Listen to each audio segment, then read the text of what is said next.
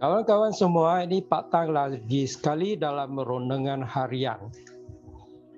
Dan hari ini kita merenungan berasaskan Markus 1 ayat 35 hingga ke 44.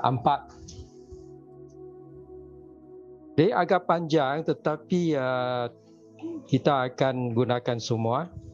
Tapi saya syorkan bahawa kamu pause video ini dan baca dulu petikan ini ayat 35 hingga 44 supaya kamu akan lebih faham. Okey, kita mula. Dan saya akan baca petikan yang kecil ini. Mulai dari ayat 35 hingga ke 38. Saya baca. Keesokannya pada waktu subuh, Yesus bangun lalu pergi ke luar kota ke suatu tempat yang sunyi untuk berdoa. Simon dan rakan-rakannya pergi mencari Yesus. Setelah menjumpainya, mereka berkata, "Semua orang sedang mencarimu." Yesus berkata, "Kita mesti ke kota-kota lain di negeri ini supaya aku dapat menyebarkan Injil di sana. Sebab untuk itulah maka aku datang." Dari petikan yang kecil ini kita dapati bahawa Yesus Kristus bangun pagi-pagi waktu subuh. Sama ada dia tahu bahawa banyak orang akan mencari dia di rumah Simon atau tak tahu, kita tak tahulah. Tapi nampaknya dia punya tabiat ialah bangun pagi-pagi dan pergi berdoa. Dia sangat sibuk. Kerana nanti kita akan baca bahawa semua orang datang. Ratus-ratus orang sudah datang cari dia. Tapi dia mula dengan dia punya hari yang sibuk itu dengan pergi tempat sunyi dan berdoa. Dan ini ialah satu amalan yang bagus untuk kita mencontohi.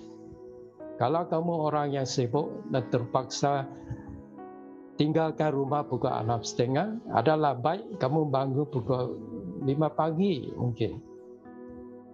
Dan mengadakan masa sunyi kamu. Ini amalan yang baik. Perkara nombor 2 yang kita dapati ialah di dalam ayat 38.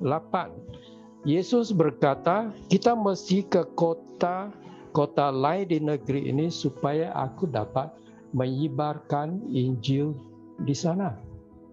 Yesus datang untuk menyebar Injil. Adakah itu dia punya kerja utama? Dan jawapannya ialah dia sendiri, Yesus Kristus sendiri kata, sebab untuk itulah maka aku datang. Sebab untuk itulah, untuk itu, apa itu? Itu ialah menyebarkan Injil. Jadi tugas utama Yesus Kristus datang ke dunia ialah menyebarkan dia punya Injil. Apakah Injil Yesus Kristus? Injil Yesus Kristus ialah kerajaan Allah hampir, banyak dekat. Orang yang berdosa patut bertaubat. Okey, kita pergi ke petikan kecil dan berdoa, iaitu dari ayat 40 hingga ke 42. Di sini Yesus Kristus bertemu dengan seorang yang berpenyakit kusta. Jadi dia pertukaran cakap antara Yesus Kristus dengan orang yang sakit kusta ini memberikan banyak ajaran. Mari kita baca. Okey. Orang itu berlutut meminta pertolongan dari Yesus Kristus. melutut dan meminta. Katanya, jika engkau mau, engkau dapat mentahirkanku. Yesus berbelas kasihan lalu menghulurkan tangannya, menyentuh orang itu sambil berkata, aku mau, tahirlah. Pada saat itu juga orang itu ditahirkan. Kita dapat ajaran yang penting dari sini. Nombor satu, dalam hal penyembuhan, kita patut minta Tuhan mengasihani kita. Kita tak boleh paksa Yesus Kristus sembuh kita. Walaupun dia maha kuasa, dia boleh buat apa saja dia mau, tapi kita tak boleh paksa Yesus Kristus sembuh kita. Dan kita tidak ada formula yang akan jamin kesembuhan dalam 100% kes atas semua orang yang sakit. Tidak ada. Mengapa? Kita tak boleh paksa atau tak ada formula yang boleh sembuh semua orang. Sebabnya ialah Yesus Kristus sebagai anak Allah berdaulat.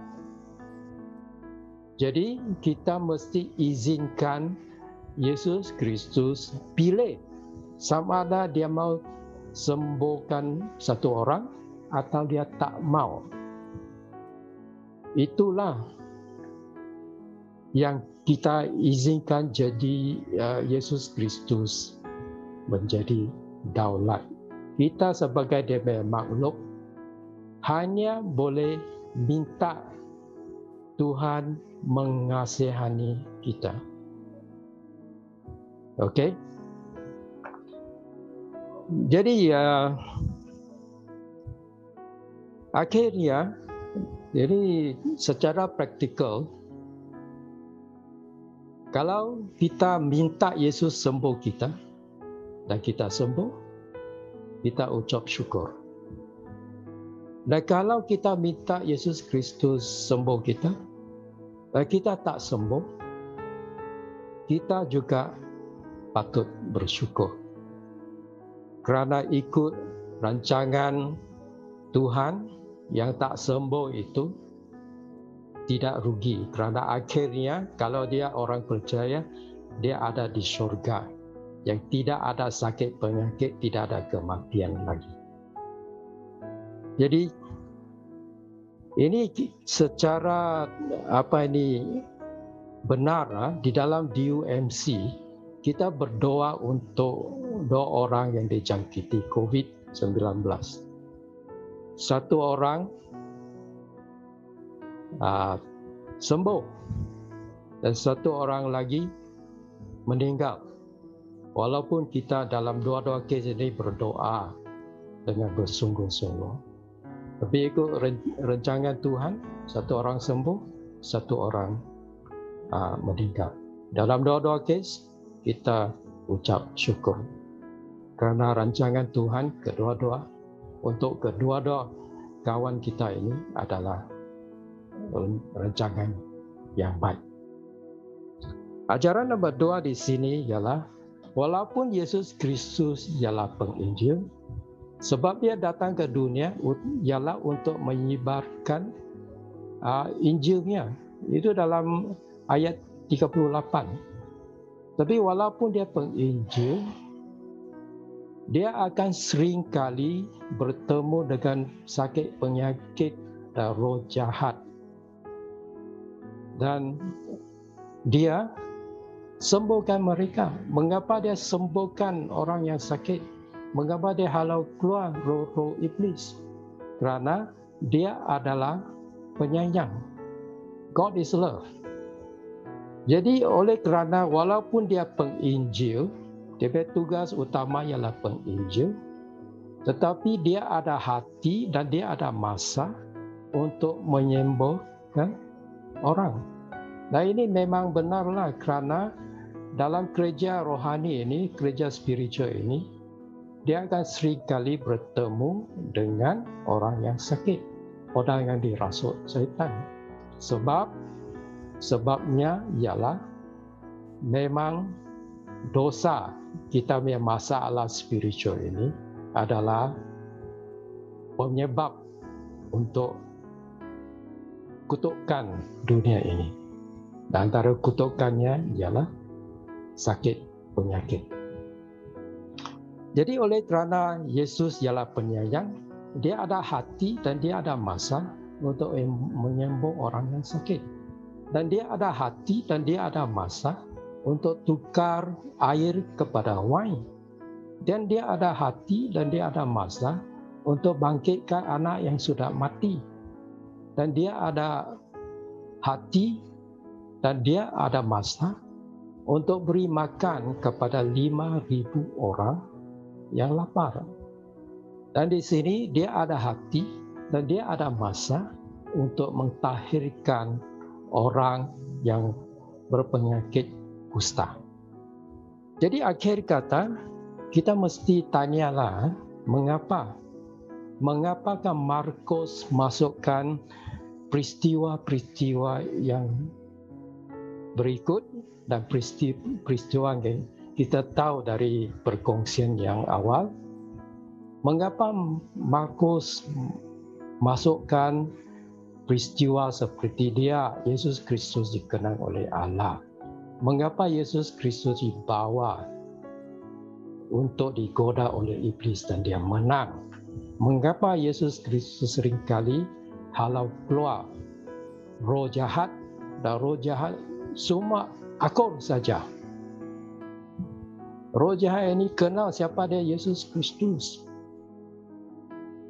Dan juga kita mesti ambil kira dalam fikiran kita, macam mana dia boleh tukar air kepada wine dan seterusnya.